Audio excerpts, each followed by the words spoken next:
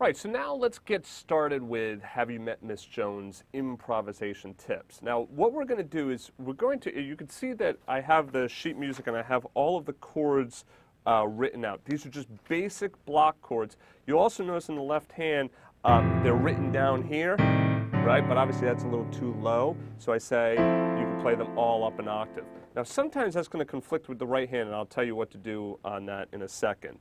But you don't have to use these chords. You could use chord shells if you want as well. That would be fine also, okay? So that's the first 2 pages. We're going to skip over to page 3, and we're going to talk about starting with your chord tones. What we're going to do is we're just going to do 4 measures, all right? The first 4 measures, I'm going to go through different examples on just the first 4 measures so that we can focus on the concept versus trying to do it over the entire song. I'm going to have you do it over the entire song. Okay, so when improvising, this was confusing to me when I first got started, okay? And that is the chord-scale relationship.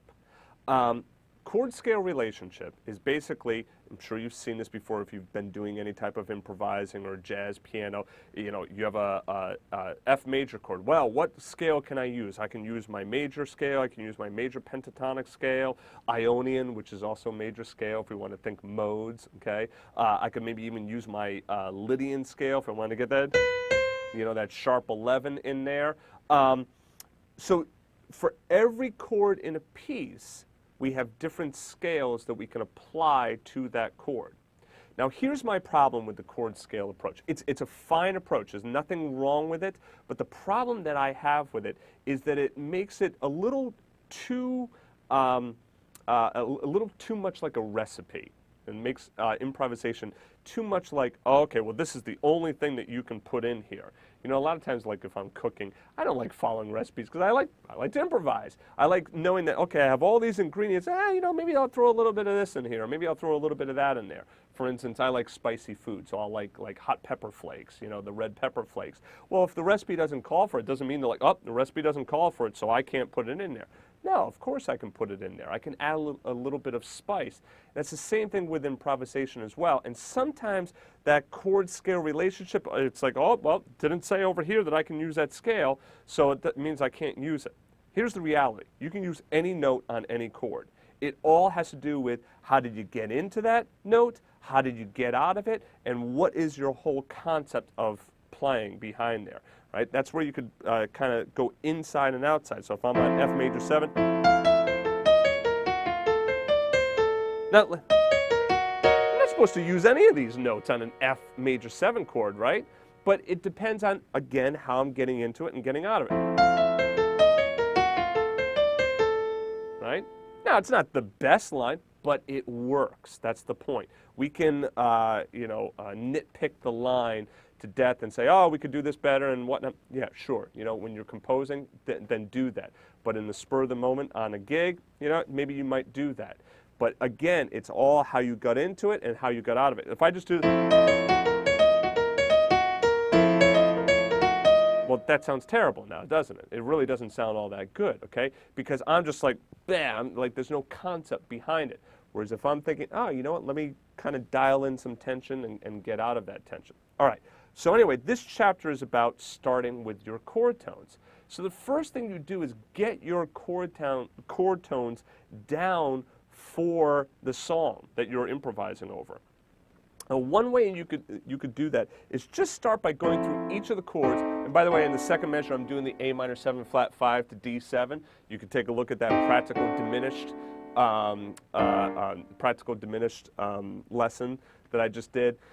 The practical diminished harmony lesson talks about instead of playing the F sharp diminished or playing a diminished chord, you can go up the minor 3rd and play a minor 7 flat 5 to a dominant 7th chord, like that, okay? So take a look at that lesson. I explained it in full detail. That's diminished number 3, diminished harmony number 3, practical diminished harmony, okay? All right, so anyway, F major 7 to A minor 7 flat 5, D7, okay, to G minor 7 to C7.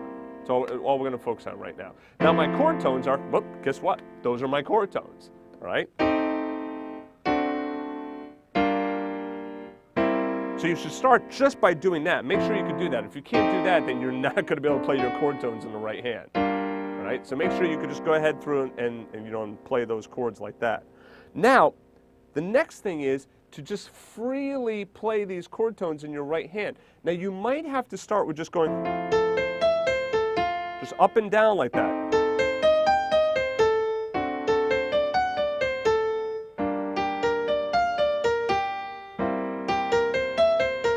So I'm taking exactly the same chord that I played in the left hand, I'm playing it in the right hand, but I am arpeggiating those notes in the right hand.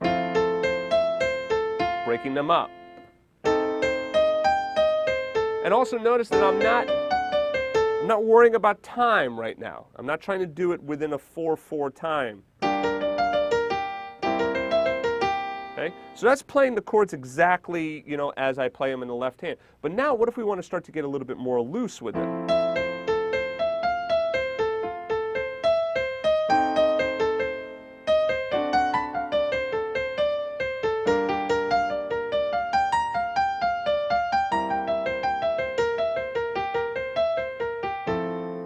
Okay?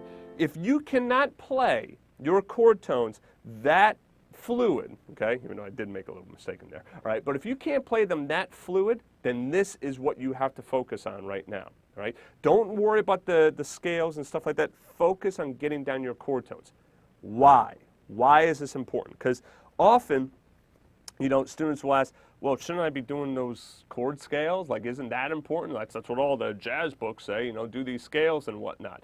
Yes, your scales are important. However, your chord tones define the chord, okay? Using that recipe example, again, I like using the example of a chicken soup, all right? A chicken soup, if you don't have chicken in the chicken soup, it's not a chicken soup, all right? If you don't have broth in the chicken soup, it's not a chicken soup, you know? Now, everybody makes their chicken soup different. You might put in spinach or escarole or, you know, whatever, or, you know, pasta. I'm getting myself hungry now, all right? You might put all these different things in, but there are foundational, there are core elements that make the chicken soup a chicken soup. Just like there are core elements that make this F major 7 sound like an F major 7, and that is those chord tones. The fifth is least important because it really doesn't add much. But for instance, let's say I'm doing that major scale and I'm going, okay, and I'm just going to the 9th to the 6th like that. You hear how it really doesn't define what I'm playing? Right? And it almost sounds contrary to what's going on over here. But now listen to this. Now I'm just playing my chord tones, but you hear how it goes and it coincides so nicely and so neatly with what it is that I'm doing in my left hand. That's because these chord tones directly relate to what it is that I'm doing in that left hand. Okay? So I'm not saying that you shouldn't do these other notes, you know, like, no, we could play those other notes, but if you cannot do your chord tones first, if you cannot create an improvisation using your chord tones, then that's where you need to start. You should be able to go,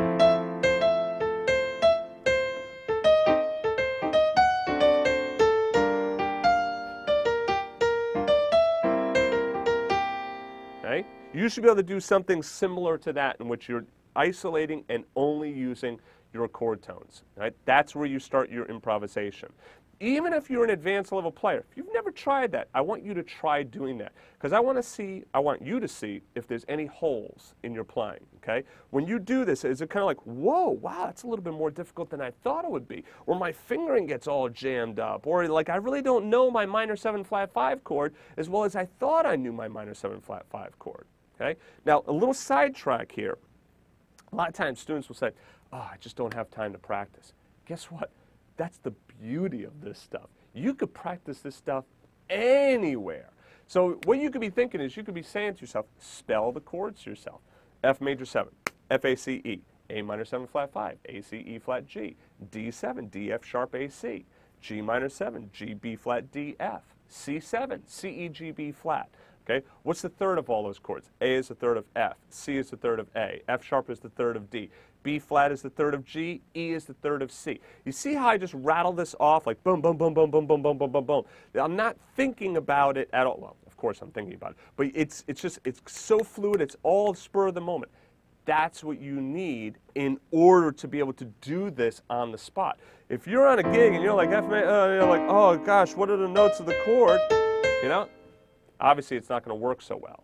So I always suggest start with the chord tones. We'll add the scales later. We can fill in the notes from the scale later. But the chord tones actually define your scales. I'll explain all of that later, okay? So start with those chord tones. You can make a great solo just using chord tones.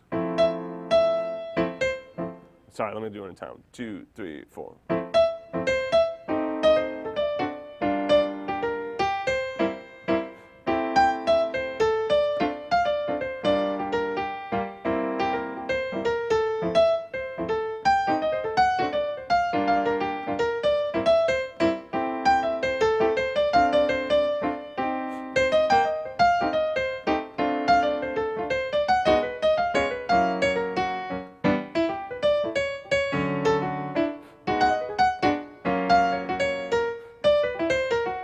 Right? So you see, I'm just using my chord tones, and it sounds nice, right? I mean, you know, it's like, relatively speaking. It sounds good. You can get away with it, and it sounds like, oh, yeah, okay, that's a good solo. It doesn't sound like I'm hitting any wrong notes, all right? All the notes sound good to what it is that I'm playing in my left hand, okay? All right, so, also, I wanted to go through this example here that I wrote out for you. So check this out. Now check this one out. See this? Oh man, I got that note in my left hand, but I got to play it in my right hand. What do? Move the thumb of your left hand.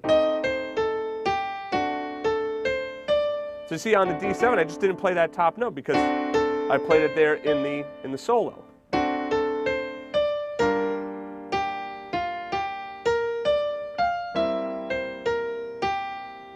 4. So.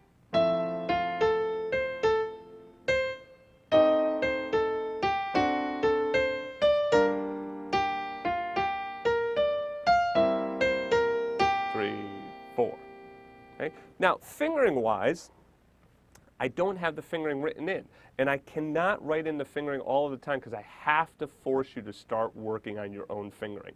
I know you don't like it, all right? I know as many students are like, just write the fingering in for me, Willie. I am sorry, but the problem is if you don't learn how to do this, then you're going to jam yourself up in improvisation. So it's a little bit of tough love, sorry, all right?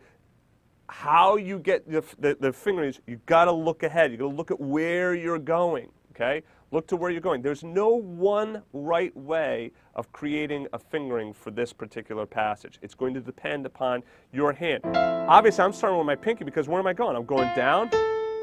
And then here, I'm going to come up to my thumb because I got nothing else underneath there for a while.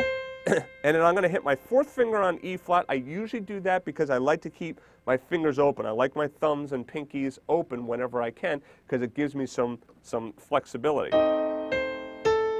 You know, here, so 3 or 4,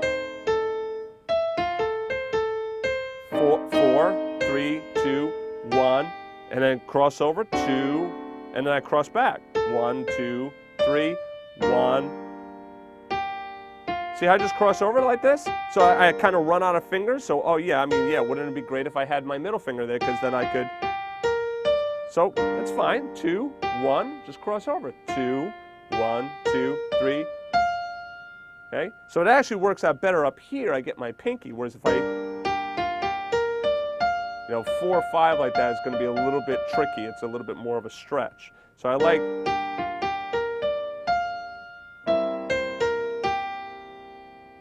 So you can work on your own fingering and figure out what fingering works best for you. There's nothing wrong if you want to write in the fingering for yourself, okay? But just following what it is that I or someone else has come up for you is not good. Try and do it on your own, even in classical music. Remember, Bach, Beethoven, Mozart, they didn't write in fingering, okay? They didn't put in finger numbers. All of that stuff was done later by editors. This is what an editor does. An editor in a publishing house looks at a piece of music and they clean it all up and they make it easier for us as the artist to be able to read it and be able to play it, okay? And that's great, right? But the thing is, editors are human beings too. Sometimes they make mistakes, sometimes the fingering is wrong, sometimes it's just not all that good for, for yourself, right? I'll give you one last example before I leave you in this chapter. the Suzuki books. You know, some of the Suzuki teachers like using the original books, you know, whereas like some of the new books have been, you know, some of the stuff has been changed and whatnot. So the editor went through, and there's probably a different editor, and they changed certain things. But some of the teachers like the old stuff better, okay? It was a different editor. So two different people edited the same music, but they kind of had a difference of opinion, right? And then some teachers like the old way, some teachers I'm sure like the new way, all right? But the point is that these are human beings that are putting in these dynamics and fingerings and whatnot. Don't feel as though you have to follow them to the letter, right? You, as the artist, can come up with your own choices as well, and you should. If you can't figure out how to create your own fingering, work on that. Because for improvisation, it is imperative that you don't get your fingers jammed up. That is the surefire, the first way in which your improvisation is going to suffer, because you're going to be like, you know, you're trying to like, you know, trying to do stuff. Even though you have all the right notes, your fingering is all messed up, okay? So work on that fingering, okay? And the best way of working on the fingering, take a passage just like this, try playing it on the fly, okay? Don't write in the fingering, right? See if the next time you come around, if it's going to start to make sense. And also, remember, cross over, cross under with the thumb. Cross over with your fingers, cross under with the thumb, using that cross a lot. A lot of times where students get jammed up as well, they'll do stuff like this. Like pinky on the E flat and then thumb on the F sharp. I usually try and avoid my my thumb and pinky on those black notes as much as possible. So like I want to do something like 3, 2, 1 like that. No, I go like 2, 1, 2. Working that chromatic scale. You know, check out those Faster Fingers series as well. All of that stuff helps, okay, because it just helps you to get that chromatic scale and some of that fingering stuff together like that. Okay? All right. So anyway. That's it. I will see you in the next chapter.